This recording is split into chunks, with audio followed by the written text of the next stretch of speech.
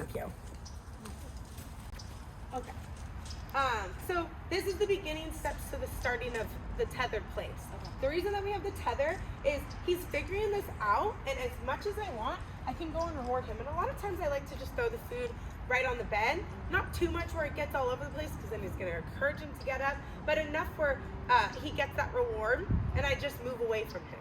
I've got this other line on in case I need to give him a little bit of help, but what I really want to start teaching him is how to respond to my spatial pressure. What spatial pressure is it's me slowly adding space until the dog goes, oh, no problem, and goes and lays down. So we'll wait a moment. He will do it because he's a busybody. Yeah. Next weekend when you take him home, this should only be practiced like in a very controlled setting. So you want to make sure you've done something physical with him or mental, like drain out his energy, and then do it when you're doing something, but you can instantly stop what you're doing and go help him. So like playing on your phone, like doing like watching TV, things like that. That like this could happen for 30 minutes, but I need to be decently close, or at least, I mean, your house is a good size for this stuff because it's not that far. And if he gets up, I'm gonna mark the incorrect behavior by saying no, and then I'm gonna, with my space, go place and stop and see what he does. If just that one little step fixed it, I'm gonna go good. I'm gonna go and reward him for listening to the spatial pressure.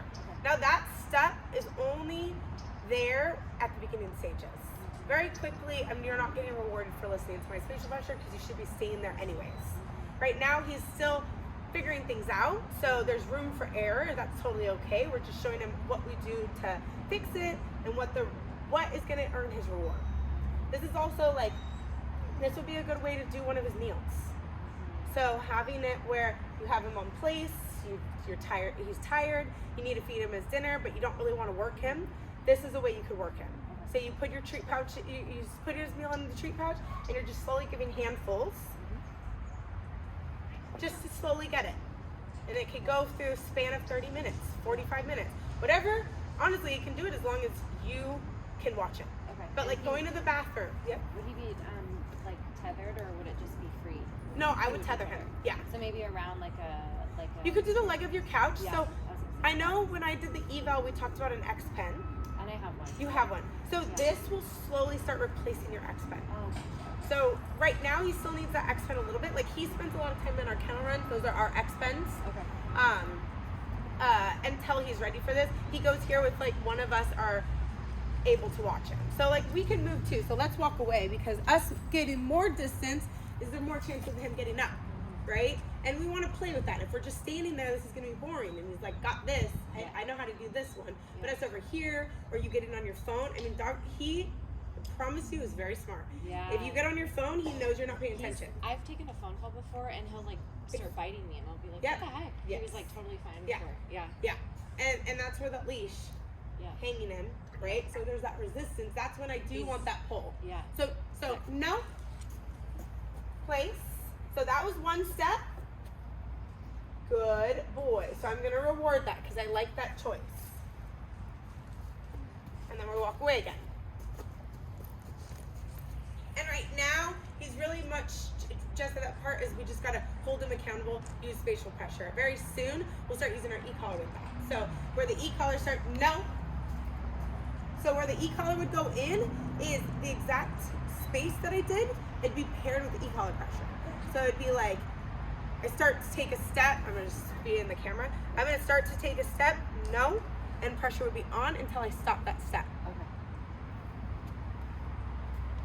Now this leash helps me too, and I got that leash because you guys had it. So perfect, yeah.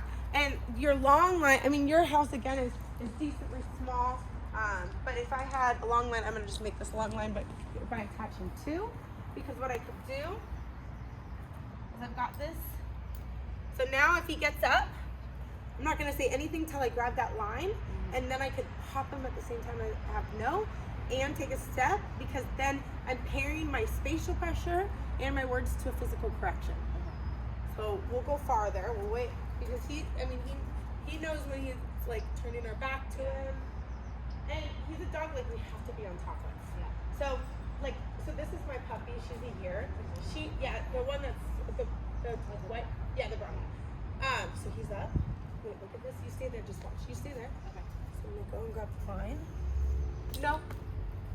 Place. So there, he felt a little bit physical. I'm also already gonna choose not to reward him for that Yeah. because this is a big pattern Correction, for him. yeah, okay. So now, because what happens is when we correct them, then go and reward them, what they go is, oh, the correction's not that bad. Right. I'll take that correction. You go reward me. Right. We reset. So at the beginning stages, we reward them because we don't want them to be like stuck on spatial pressure. Like, what are you doing? We want them to see it as communication. It's not that you're doing something wrong, but you're not doing something bad. Right. It's the way that I communicate to him. Yeah. No. Place. And I have to slowly keep upping my correction to make it meaningful. We've been doing this for 5 minutes. Yeah. He's got it up 6 times. Yeah. So, and he knows what to do because he's doing He does it, know, right? yeah. And now this moment, he's holding it there. Now, this is a good point that I could put because there he's holding it solidly. Yeah. And so, having time where you're thinking about this stuff. And so, going back to Rebel. Yeah. Rebel, I did a really nice job teaching her plays because I never, at this age, had her where she was there when I couldn't fully watch her. So for a long time of her growing up, is I would have one of the girls, I'd be in a lesson, and they would stand here with a long line. And they would go and reward her and do it. And out of all my dogs, out of all these dogs here, she has the most solid place. She never has to get tethered anymore. She never breaks it because I really made sure that I was holding her accountable to all of this stuff in those learning phases. Yeah. Okay? Okay.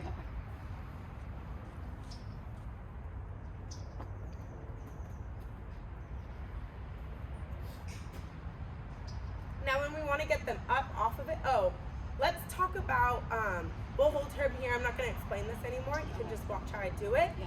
Or actually, you do it. Okay. You're going to take it over while you talk about everything. So I'm going to just stop this. That was a good enough of a